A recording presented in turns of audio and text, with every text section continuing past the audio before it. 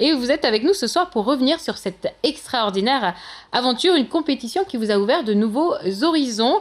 Alors revenons déjà sur ce voyage que vous avez pu faire grâce à ce concours. Vous avez pu quand même visiter des lieux inédits. C'est ça.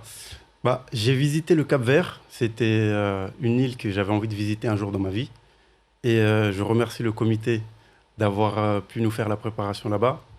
Et franchement, je me suis retrouvé être à Mayotte de temps en temps quand j'étais au Cap-Vert, puisque c'est un peu similaire au niveau de la démographie, au niveau des habitants. On m'a même comparé à un Cap-Verdien, donc pour vous dire. Et la préparation en elle-même, elle s'est très bien passée, puisque quand j'étais ici à Mayotte avec mon comité, on a fait une grosse préparation pour en venir à Mister Mayotte. Donc là-dessus, quand je suis parti là-bas, c'était juste dérouler ce que je savais faire. Alors, on vous a vu justement très à l'aise, danser, chanter, c'était assez sympathique à regarder. Qu'est-ce que ça vous a apporté toute cette expérience Mister France? Parce que bon, être sportif, c'est pas du tout la même chose qu'aller faire la compétition avec des beaux hommes, non? Tout à fait. Ça m'a apporté quelque chose au niveau de la confiance en soi, puisque c'est un truc que je voulais travailler. D'ailleurs, dans mon discours lors de l'élection de Mister Mayotte, j'avais justement dit que c'était un problème que j'avais envie de travailler un jour dans ma vie.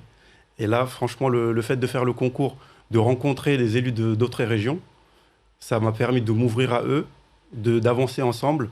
Et puis, chose qui est assez bizarre lors du discours à l'élection Mister France, je suis arrivé complètement relâché. J'ai pu dérouler mon discours normalement. Ah oui? Ouais.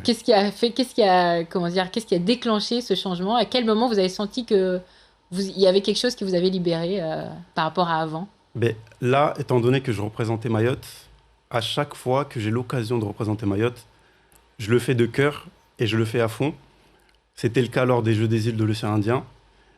J'avais une blessure qui était là, mais Mayotte C'est-à-dire une était blessure? tellement... Mais je suis sauteur en longueur, Hmm. j'avais la cheville complètement en vrac, mais l'abnégation était tellement là que je ne pouvais pas ne pas aller chercher un podium. Et là, quand on va chercher un podium, on veut toujours la première place. D'ailleurs, vous avez pas été loin de l'avoir, cette première place, et vous avez surtout obtenu autre chose, notamment ce contrat dans le mannequinat. Expliquez-nous exactement en quoi ça consiste. Mais le comité Mister France est en partenariat avec des agences. Donc, le Mister France va avoir lui aussi des contrats et ses deux dauphins. Donc, j'ai la chance d'avoir l'un de ces contrats. Maintenant, à moi de me hisser pour plus tard continuer dans cette voie-là. Si, Bah, justement, on se pose la question, vous êtes quand même un grand sportif. mm.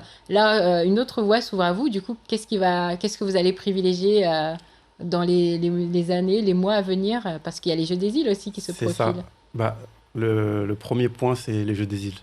Parce que j'ai pas pu y participer en 2019. Ça m'a fait très très mal au cœur, pour vous dire la vérité. Depuis cette année-là, je me suis dit que en 2023, on va entendre parler de moi. Et c'est tout le mal qu'on vous souhaite, Jassim Amada. Merci Merci beaucoup à vous. et bon courage pour la suite.